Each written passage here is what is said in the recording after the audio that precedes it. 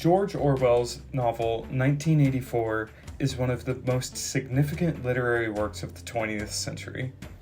And the value we have put in this incredibly powerful novel is reflected in several ways across our society. Today, it is commonly taught in middle and high school curricula across the United States, and has become ingrained into the consciousness of our society through representation in popular media. Except, how much of this book do we really see in society's reproduction of it? Much of what we remember from 1984, what we see reflected in book covers, movie posters, musical references,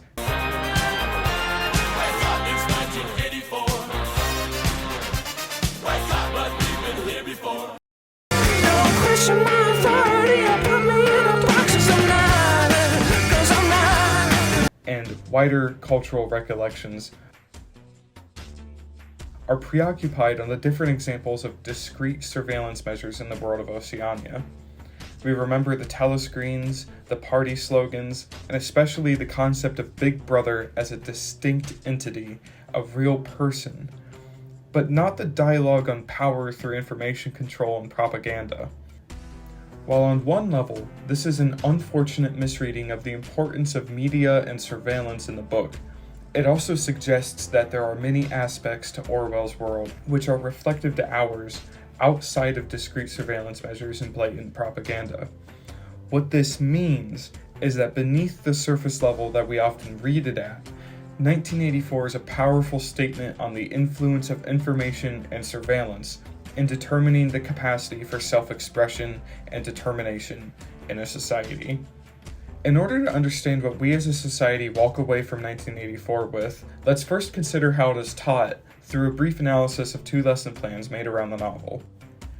Here, I have found 2 lesson plans designed for teaching this book at about an 8th to 12th grade reading level, and what is very interesting here is that while one mentions the term information control, and the other is focused on a deep reading of the book's opening, there is no mention of how controlling what people can think about determines how they feel about a given issue. This belies the fact that the importance of information and social control through the reproduction of society is at the heart of the narrative, both metaphorically and textually.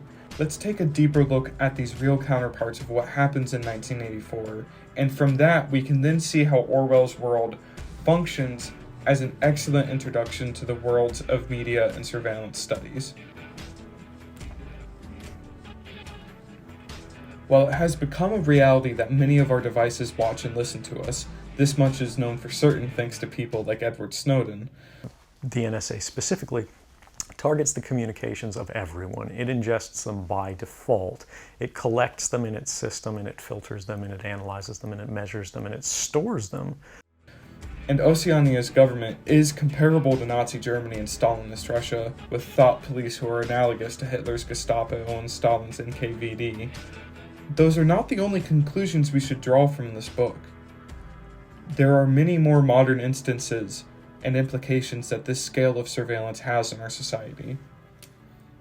The surveillance described by Orwell is only a single instance in the evolution of control techniques used in societies.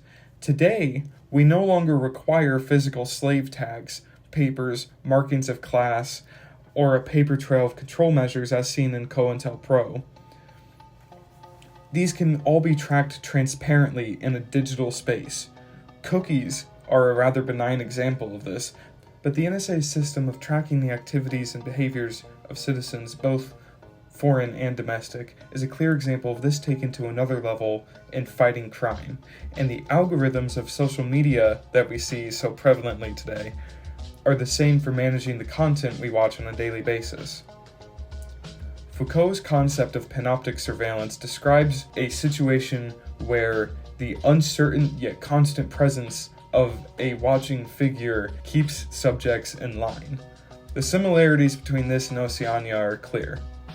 It is with the addition of Simone Brown's slave ship concept that we can really illustrate why our reading should not simply stop at Big Brother watching you on your television. In the slave ship model, those being watched are aware of the surveillance, but are unsure of the reason, justification, or end goal of their work of being watched. This is a result of the control of knowledge within an authoritarian society, but before that can be covered, we must identify how the restriction of information is justified. In The Soft Cage, Christian Parenti describes the work of slave patrollers as itself a form of taxation.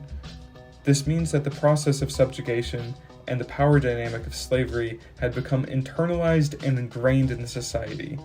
In other words, it was seen as a justified and dutiful task.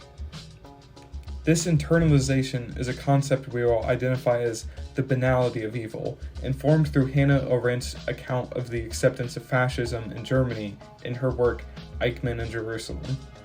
In 1984, we see references to child spies in the subplot with Parsons, and an anti-sex league in the introduction of the character Julia.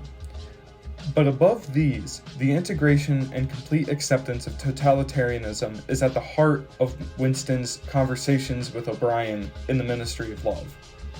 It is difficult to grapple with the thought that behind fascism and totalitarianism and the barbarism of slavery are humans, just like you or I, who think that they are acting in a validated and righteous way, and that these atrocities are a social and civic responsibility. The Ministry of Love is reflected even in societies we do not identify as fascistic. The right to remain silent is fundamental in criminal justice. So is access to a lawyer. At Home and Square, Church says you get neither. With his lawyers unable even to find him, no one could enforce his rights. Morality is obfuscated in order to protect the security of the state. Furthermore, the same continuous states of emergency which allow these lapses of morality to take place today are seen in the fear-mongering over war with foreign countries in 1984. It is not clear that the countries Ingsoc claims to be at war with are actually real, however. What matters is that the society is constantly in a war mindset in order to justify the artificial scarcity that is placed upon them. This is elaborated in The Theory and Practice of Oligarchical Collectivism by Goldstein in the book. Speaking of Goldstein, what is that whole section about?